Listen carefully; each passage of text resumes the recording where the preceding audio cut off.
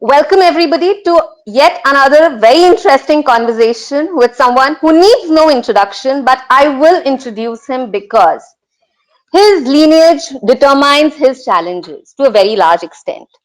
And also, Swapan Dasgupta, Rajya Sabha member, an intellectual giant, conservative, center-right. Let's hear it from him. What are the challenges that intellectuals like him have faced while growing up and surviving in an industry, if I may call so, which was extremely Nehruvian, which did not have much respect for people who called themselves conservative for a very long time. So, Panda, thank you so much for agreeing to speak with us. It's a No, pleasure, thank it's an you. honor to speak with you, and more so because you come from Lamenting, so I'm heartened and I'm very excited about this conversation. Sapna, we'll directly plunge into the conversation. And I said, as I mentioned before, that your lineage is very important to be mentioned out here. That, you went to St. Paul's Darjeeling, you went to La Martiniere, you went to St. Stephen's. You called yourself a Thatcherite in the days when it wasn't very acceptable. If correct me if I'm wrong. You also went to Oxford, and despite of this, you were called as the center-right intellectual. Tell us, how did you survive? Well, you see, like a lot of people in my days, when we were in St. Stephen's, I mean, there Yeah. was a tendency to be mildly left. I think that was the contemporary fashion, and that sort of, and therefore one experimented with various forms of very abstruse leftism, which was mostly intellectual rather than agitational. Uh, but I think really, I mean, I'm glad you mentioned Thatcherism in the United Kingdom, because I noticed one thing, that from 1979, what Thatcher managed to do was she managed to arrest the sense of decline which had been there, which had marked. So, I mean, it's very difficult for people to imagine what a state of decline the UK was in at that particular time, and how Thatcher's very, very bold steps actually altered the landscape fundamentally. I mean, there were a lot of troubles, but more important than that, the how she managed to use her politics to bring out the innate common sense of people. To my mind, that was very quite fascinating. Common sense of people, like saying that you cannot spend more than you can earn. It sounds a very facile, obvious idea, but it meant a lot of things at that point. Because with inflation going, skyrocketing and things like that, Britain was the sick man of Europe.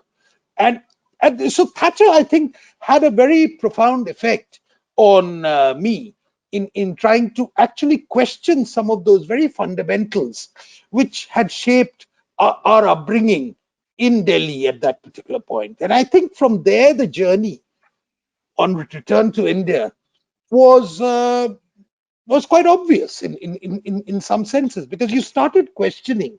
I think there were certain basic, very assumptions which Thatcher questioned at that, which was really the type of left conventional wisdom which had infected the entire British intelligentsia at that particular point. And you should also notice at that time that the entire academia almost ganged up against Thatcher, very similar to what we see today Yes. in an in an Indian context.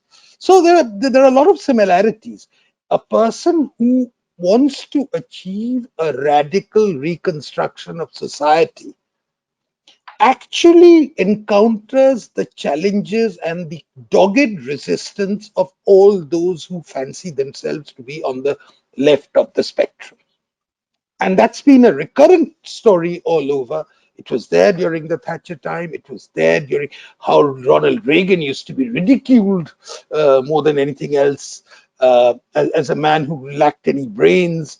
And we see the same thing again with Narendra Modi. And I think Today, of course, we've had a major body of what might be loosely called conservative thought. But conservative thought is actually very rich in content. It goes back to Edmund Burke, it goes back to a lot of things.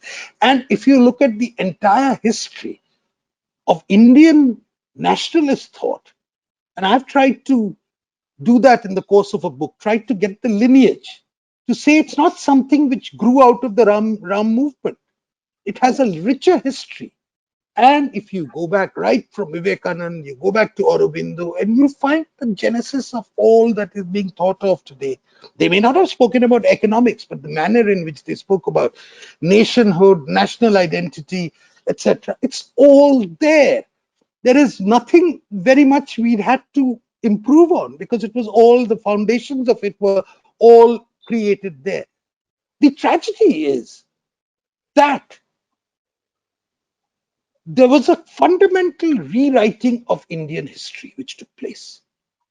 And I think that process started in the 1970s and it went on unchecked, uncontested, almost, till it reached a point when I think people's own common sense offended against it. Today, I read a very interesting article by Pratap Bhanu Mehta, a person who I have a great deal of time for and respect for in one way. But Pratap was arguing that a lot is made out of these Delhi intelligentsia, cosmopolitan, extreme secularists, etc. But their influence was actually limited, but in the localities, in the provinces, in the vernacular, their sense never permeated. I think he's right up to a point. What happened was that these people, by capturing certain very important centers of intellectual capital, if I may say so, were able to permeate their thoughts at the top layer of society. They never actually managed to get down to the bottom. But the bottom, the localities were actually looking for leadership. They were looking for that self-confidence. They were looking for that means to find their voice because they felt intimidated by these people. And I think from about the early 90s, that voice came about gradually, slowly. I'll give you another example. I mean, maybe I'm talking too much. I'm stealing your No. question. This is something that we don't get to hear very often. So please go on, sir. Some people ask me that in the early 90s, between 89 and say 96, I was Yes. probably one of the only people in the mainstream media. I was writing in Times of India and things like that. Yes. So it was absolutely dead mainstream. Girilal by that time had retired, and others were writing in papers which were not that mainstream, if I may say so. Sitaram Goel and others never found a voice in those. So I was writing. They often ask me, how did they permit you to write what you did? Yes. It's a very legitimate question because within my colleagues all hated what I wrote. There were a lot of pressure, for instance, not least from many of the stalwarts of the Congress party, and to say, how the hell are you publishing all this? But one of the reasons why they did it was actually pure commerce. They knew that my writings actually had struck a chord somewhere. And there were a lot of people who were reading the paper, partly because to read what I had to say, and because it was so different from something else. And it was that support from the readership which actually sustained me. Despite all the misgivings of my colleagues who tried their level best. And I mean, it was unpleasant at times. I mean, Of I'll course. confess Of at course. times. It was very, very unpleasant at times. But that was what kept it going. But tell me one thing. I mean, it's interesting that you mentioned that the so-called, custodians of intellectual property tried to capture the top layer, but never really permeated down. But then you were someone once again who was writing in English medium. Yeah. writing in mainstream, which was once again a very urban audience. How do you think this ideology shift has happened in India right to the grassroots level? Or was it that it was always there, but it was latent and we've just uncovered it? It was always late. You know, uh, one of the importance of the English language in India is not that it necessarily gets to the masses, but Yes, because it gives that signal. It gives the people on the ground, the professor in Meerut, the person in Varanasi, that confidence, that self confidence. अरे भाई अंग्रेजी में भी बोल रहे हैं, yes, and you see, and more than that, the idiom of presentation is very important. My idiom of presentation has always been to take some of the constructs of the left or the most recent works and use them. I mean, I could use Edward Thompson, I could use Edward Said, I could use, that familiarity with that literature, which these yes, people often used. And to me, that was important because that meant that you weren't the subject of a bitter condescension. Oh, these guys don't know anything. They're unfamiliar. They're just sort of semi-literates. That sense. Now I had a pedigree. I had contributed from subaltern studies, which was probably one of the most yes, pioneering works of history at that particular time. Uh, so my intellectual pedigree couldn't really be contested in that sort of way, absolutely. which is why often they considered me to be the great betrayer, as someone who betrayed them on two counts. One, who basically came from the same class, and you're not meant Hmm. to do that. And number two, Yes, who traveled along, who'd been familiar with this sort of modern trends in thinking, etc., and who at that same point abandoned liberalism and joined hands with those they considered the great unwashed. So right. you've joined some people who are, in their view, not fit to be taken into the living room. That's people who Absolutely. cannot be injected into a seminar room. You've joined hands with them. So the sense Right. of profound betrayal was quite marked in that sense. And I've often said that it's this social condescension which Yes. marked some of the left, which was also responsible for that great revulsion against them in the subsequent days. You know, what struck me in Ayodhya on 6th December 1992 was the sheer anger of a lot of Karsevaks against the media. It was just, I mean, looking back at it, it wasn't very pleasant for a lot of the people who were from the media, because some of them even got a little uh, sort of, I won't say beaten black and blue, but they were certainly roughed up a bit. But the reason for it is they perceived, a lot of them, particularly those who came from the urban centers, etc., perceived the media at that point as being the enemy, as these people who had for years misrepresented them, made fun of them, uh, dismissed them as of no consequence, underestimated their strength, not attached any value to their beliefs. And so that sort of sense of pent up anger often expressed itself. Now, it's looking back when you can see those little things, and the sense of the media at that time was partisan to a fault. They were so partisan. I mean, it's astonishing how much today's media is not even half of how partisan it was. Really? Today you might get, Wow. today's media is, by contrast, you have some very partisan writing in some of the websites, etc., etc. But Broadly speaking, with one or two exceptions, most of the mainstream English papers and the Hindi papers are no longer that expressive in their hostility. It was quite marked how, for instance, it's interesting because I've seen both of them, how the massacre of the Karsevaks in 1990, the Yes. demolition in 92, and contrast that with the Bhumi Pujan. The Bhumi Pujan, they said, oh, it's an over part of it.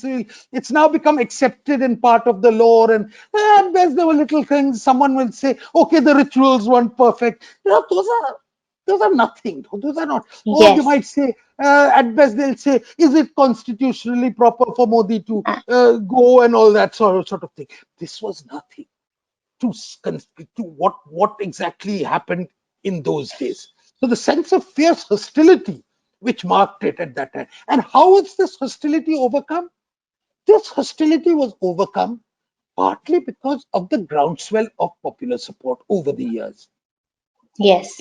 It was the same with Modi ji and 2002. Do you know that in 2000, after 2002, the election which he won after the horrible riots which took place there, and he came to Delhi and he addressed a press conference. That was very important. You know, a man who's regarded as that controversial, Yes. who'd won a very sweeping victory, emphatic Yes. victory, coming to Delhi to address the media. I mean, you would have thought, huge number of them would turn up Of course, and turn up. like that. Turn up. Oh no, large numbers of them just sheer boycotted it. Not because he wasn't newsworthy, but because they hated him.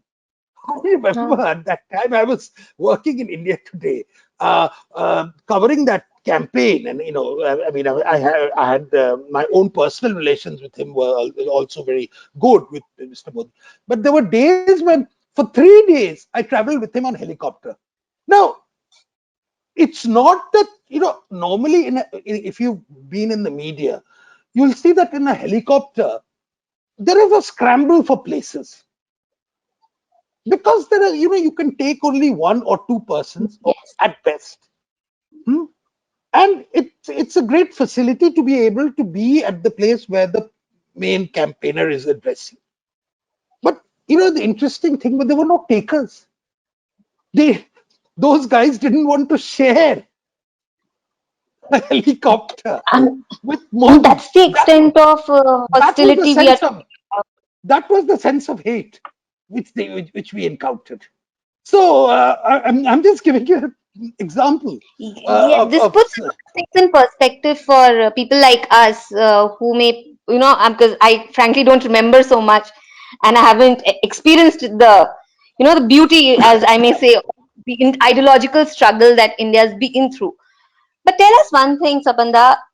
You were somewhere, as you said, that, because there were very few people like you who were there. What gave you that self confidence to go on? And after that, we'll well, plunge into the Ram Mandir. yeah, I think the self confidence came from a couple of things. I felt I was on a very exciting intellectual journey.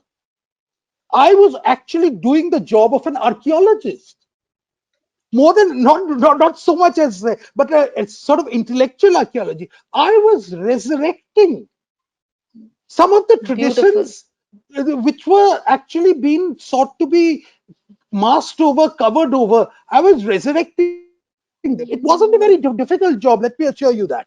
It wasn't something profoundly challenging, obvious, but which was not being done. And I think I also felt quite motivated by the fact that I was also, in my own little way, giving the rest of the world a window into providing them a window into why this movement of enormous consequence was taking place, what was driving them, what was motivating them. That sheer fact of Right, explaining to everybody was also, to my right. mind, a great. It motivated me quite a lot, and I'm very pleased to see that even now, when people rewrite the histories of what happened in 90s and 2000. Large numbers of them referred to my articles as a Yes, sort of yes. primary source. So that's quite flattering in a way. I must say that it's still remembered that sense. But yes, that was a principal motivation in that. But of course, that is not to take away from the fact that it was. Uh, it was like having to conduct within the media. It was like having to conduct a guerrilla war Right. almost on a daily basis. You Of know, course, you, of course. sometimes you had to tone something down a little bit just to get an article through. It was more important to get an article through. I've often, I'm not one of those who believes that, walking out in a huff. I think it's very important to get your article through, even if you have to cut out one paragraph. That's a lesson for people like us who keep receiving such feedback saying this is too harsh a tone. Uh, but Sapanda, you've seen the intellectual left dominating academia, the media, the public discourse very closely, and they've done that for a very long time, as you mentioned. One such incident was, of course, the Ram Janmabhoomi movement, where also they tried and succeeded to a large extent to overtake the entire narrative, inject falsehoods into it, and of course, garnish it with all sorts of conspiracy theories as well. On the other hand, there were people who were more conservative, and I think that trend continues to exist. That when there is someone who's from the center right who's trying to put across a point, they always fall back on more facts, more figures, because there's a sense that I don't know how it will be taken. But the left remarkably has this self-confidence that they can peddle lies and falsehood. Where do they get it from? I would urge you, if anyone listening to this program, to to go and read a particular section of the judgment of the Allahabad High Court in I think it was 2010. Yes, 2010, 2010. the Ram Janmabhoomi judgment of Yes, the Allahabad High Court. There's an entire section which deals with yes, historians yes, and the cross-examination of historians, including people. So someone says, who written very eloquently on how this, that, and the other, says, "Oh, the only thing I know about Babur was that he was a king in the 16th century." Another yes, person says, "No, these are not based on my research; these are my opinions." yes, And you can just go over it. The complete. I mean, you know, those historians, if they read the harsh comment on the by the judiciary on their conduct yes, and how they conducted themselves and the falsehoods and the exposed falsehoods which they peddled, yes, would have gone and banished themselves from academia and not shown their faces anymore. But they continue. I find those falsehoods again getting repeated today and yesterday in these days. Everything which is being, what gave them? You should have seen the manner in which the what they reduced history was that history can be reduced to a show of hands. I often used to say that. The Indian History Congress has passed a resolution. I used to mock it. I said, since when is history written as a resolution? When is it written by the show of hands? It's not written. But that was the yes, manner in which they bulldozed it. That Ayodhya issue was a classic example of falsehoods which were systematically disseminated. And what was also quite marked is these people who were disseminating these falsehoods, it was their students who were the reporters and various things yes. like that.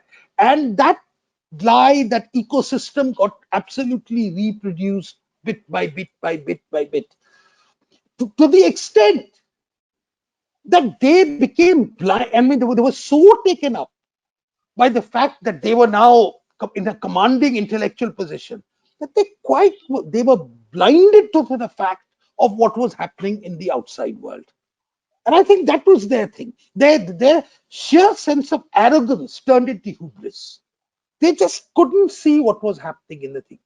Even during the election campaigns of those days, when it was quite evident that there was a massive stir going on. I mean, how it would translate, no one knew, but it was quite evident that the Congress was crumbling.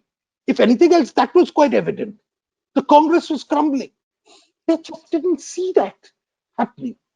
I urge you, sometimes I tell people, go and read the election reporting of 2014.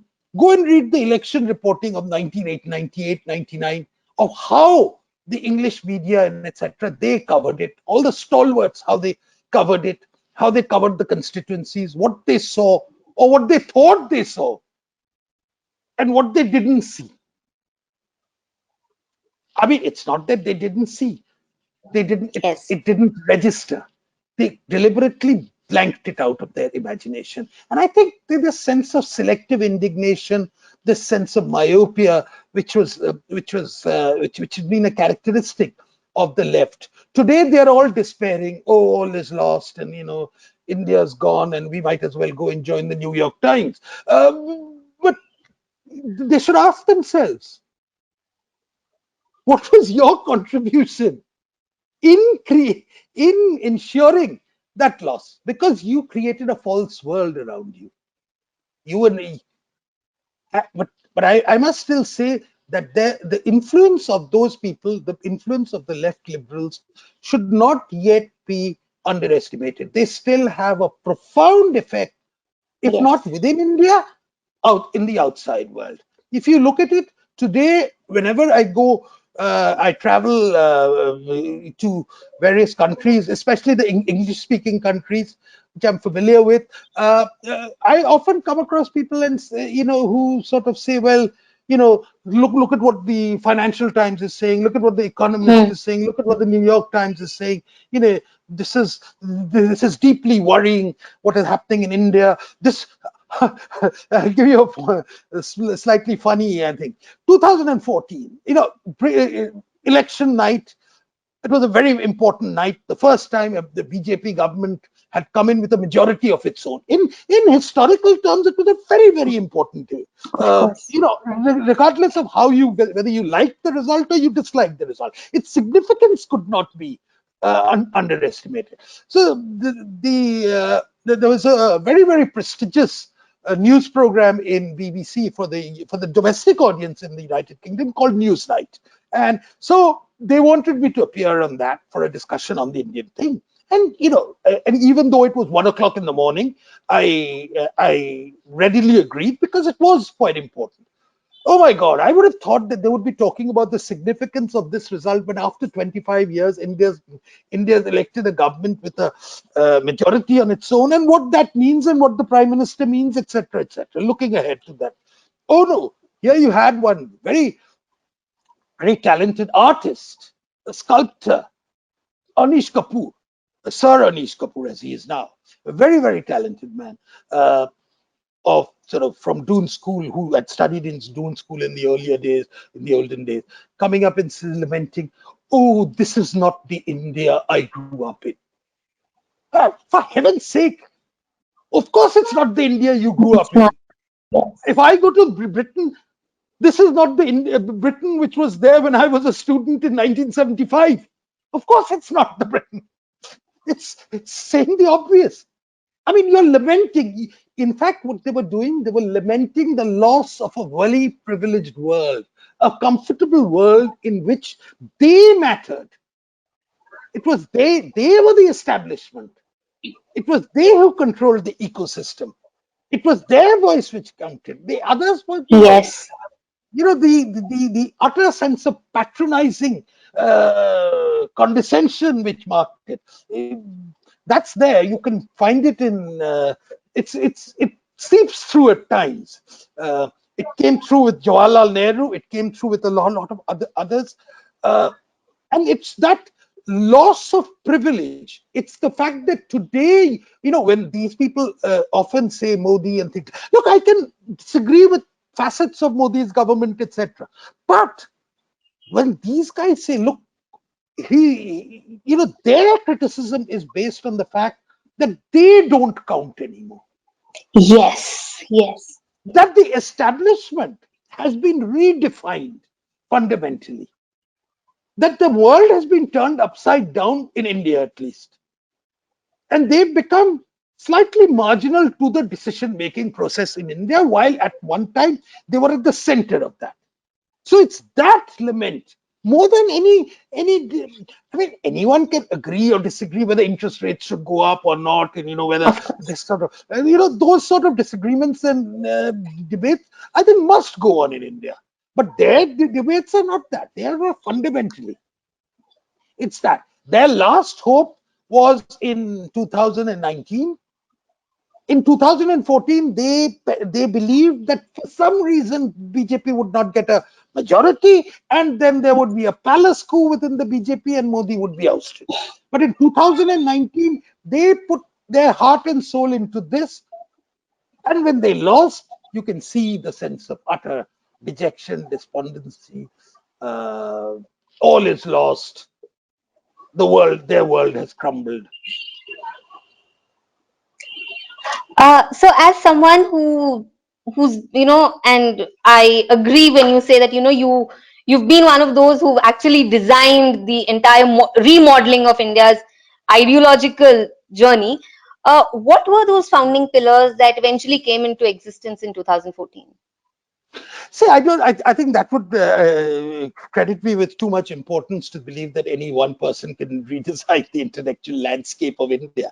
But I think what was very important was for me to at least suggest to people that you must assess Narendra Modi for a very different sort of a project which is being undertaken in India.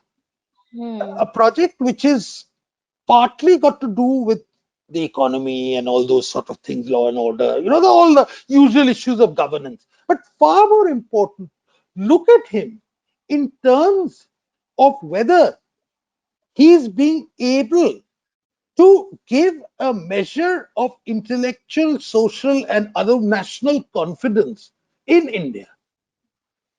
And that pride, if he's being able to inject that sense of pride which we had lost Yes. totally, if that pride, now the question is, what do we do with that pride? Having acquired that pride, what do we do with it? I believe we are on the verge of acquiring that pride. We are still on the cusp of it.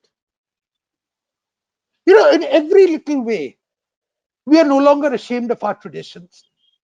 Absolutely. I recall in 2014 when Modi ji, shortly after he became prime minister, one of the first things he did was he went to Varanasi because he'd been elected from Varanasi. So he went to the Kashi Vishwanath Mandir and did the Kashi Vishwanath Mandir, that puja and arti and all that sort of thing. And Doordarshan or whatever it was, various channels showed it live.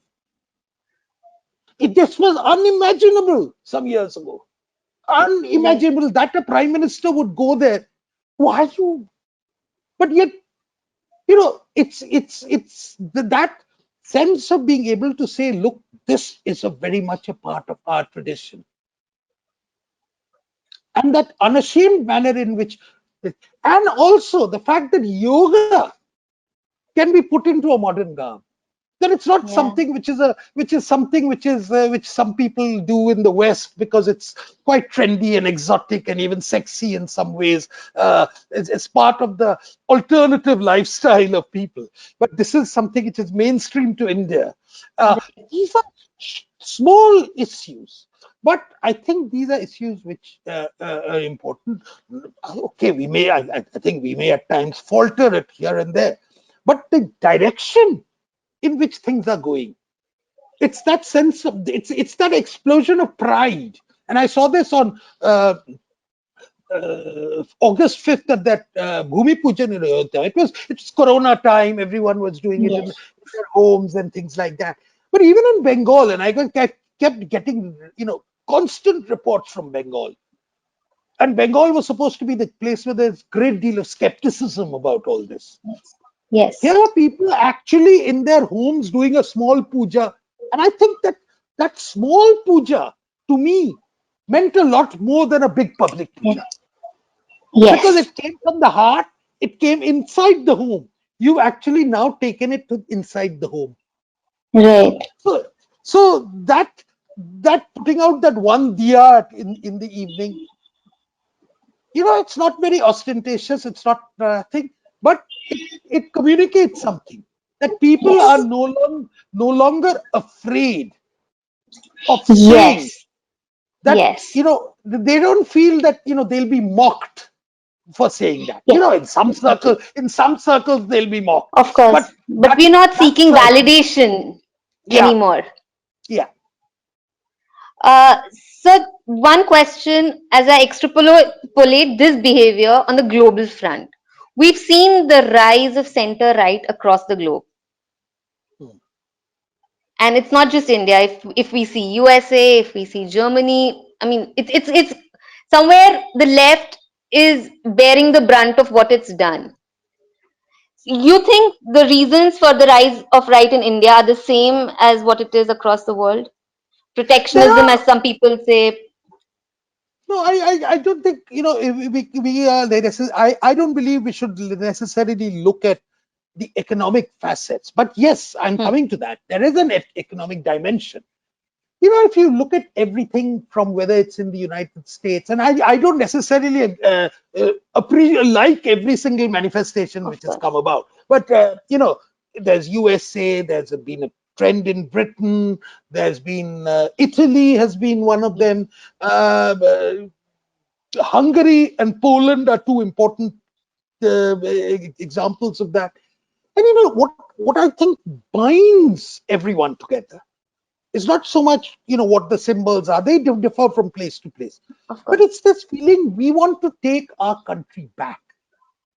We want to reclaim our country. Reclaim our country. Yes. That, to my mind, is what this. And of course, it manifests itself in different ways. I mean, Yes. I've often,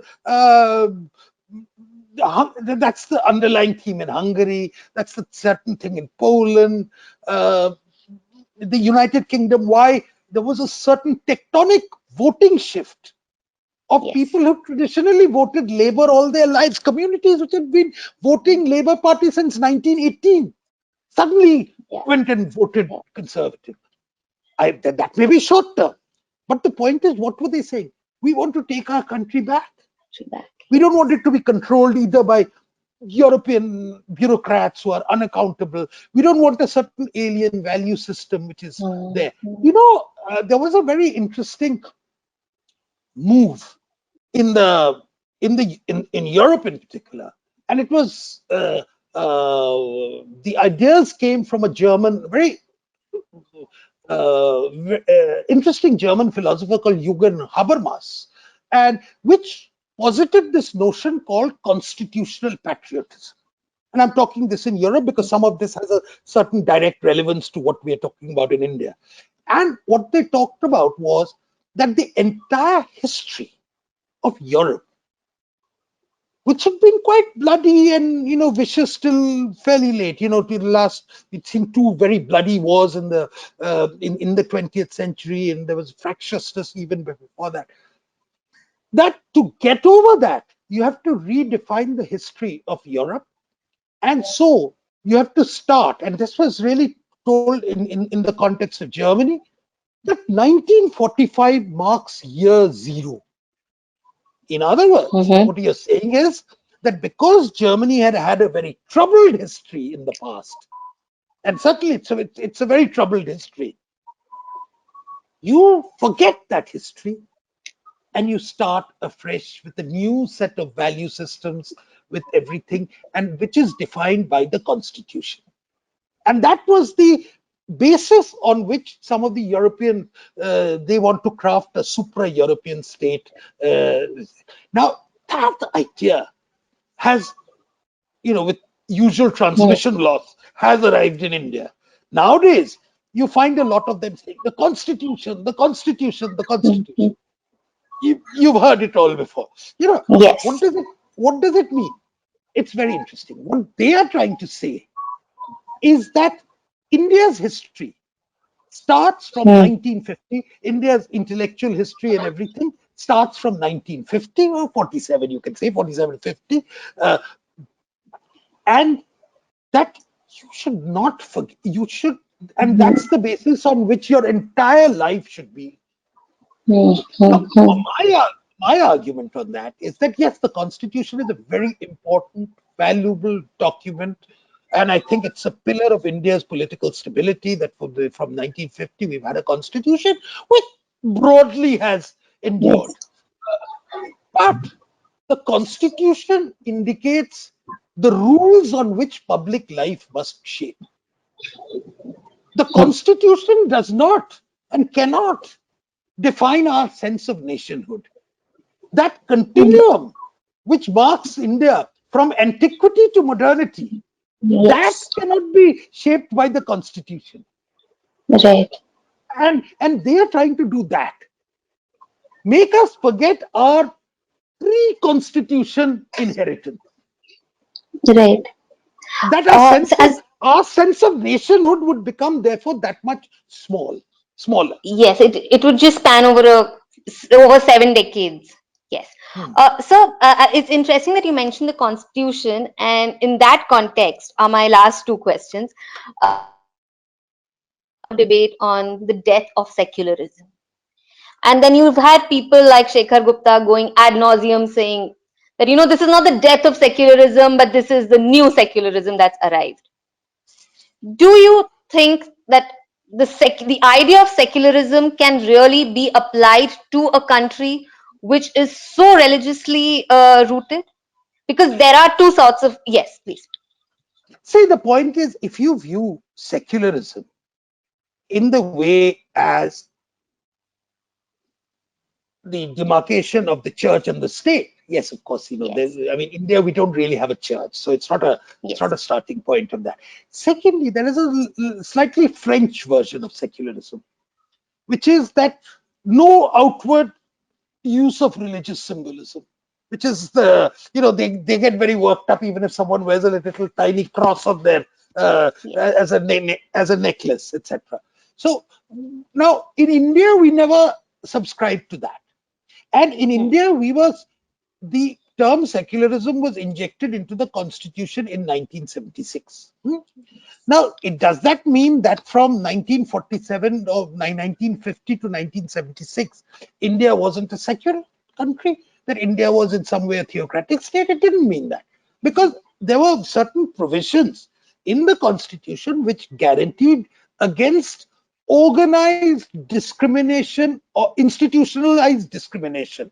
That you are not going to discriminate against people on the strength of their faith. And that was understood, and that was based on a certain appreciation of India's values. Sarvapant Samabhav, this was part of our own value system. It was based on the fact that that's not how we've ever operated in the thing. The problem started coming in after 1976. Why? You injected a term, term secularism was injected. And if you find that all the real vicious debates and discord, etc., have all followed that 1976. Why? Because you tried to codify it. What was there as good sense, what was there as something which was understood, which you cannot codify. It's like trying to codify. Can you codify what is the Hindu faith? You Understood, cannot. understood, you are understood, yes, you understand. You cannot codify it. So, understood. so as a result, they veered to various extremes. The Supreme Court trying its best to define what is secularism, getting itself into a tangle. Others getting into a tangle. People lamenting. People find their water finds its own level. Our secularism has found its own level. I will be disturbed the day there is any organized discrimination against anybody on the basis of their faith. As Of long as course. that doesn't exist, it's fine. Yes. And before I let you go, last question on West Bengal. Uh, we all know what's happening in West Bengal. We all know that West Bengal's been in a lot of ways, cradle of India's civilization. How do you assess this? And if you were to give someone, a blueprint and say, please go ahead and implement this in West Bengal, and maybe we could rescue it from the aftermath, what would it be? So I think West Bengal has suffered two things. One is a very strong sense of economic decline, very strong. West Yes. Bengal was the number two state in 1947. at Yes. time of independence. Today it slipped to something like 12th or 13th position. Yeah, it's a series. It's the I call the history of post-independence West Bengal the history of decline, a scale of declinology. That's number one. Number two, the intellectual inheritance of West Bengal, which was there, has been fundamentally reshaped. It's now been made into something which it was never. It's become a form of a very spurious leftism come avant-garde has taken over that sensibilities of the Mm, state. mm. And thirdly, there's another point, is that because of the rather hostile and forbidding atmosphere of the state, a very, very large number of Bengalis, particularly educated Bengalis, have voted with their feet and just left the state. There you'll find that there's a huge Bengali diaspora which laments what's happening. So it is amid this that any political challenge which you're mounting in West Bengal has to be conducted. It's got to be done with a great deal of sensitivity. It's got to be done with a great deal of feeling, because Bengalis also nurture a sense that, will we be culturally swamped by the North Indians? And that sense of vulnerability comes partly because of their own economic decline. Yes. And also the Yeah, partition, I think, which they faced. the partition was another factor. West Bengal. Hmm. I mean, I'm glad you come to the partition. Often Indians forget that there was a massive partition in the East. Which Yes. it's so focused on the West that we On forget the that.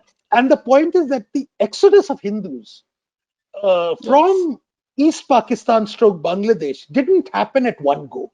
It happened in dribs and drabs. It happened in 47, 50, 60, 71, and 71. it's continuing to the extent that Hindus from something like 28% of the population of thing is now today about 9% of the population. Where have they come? They've come here.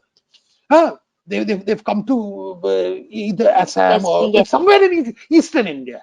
So, and yet the our popular culture is one of denial.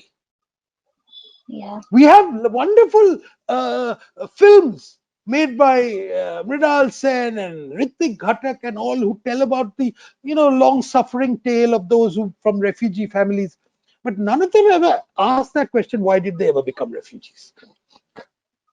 That question is Yes. never asked. Very And important.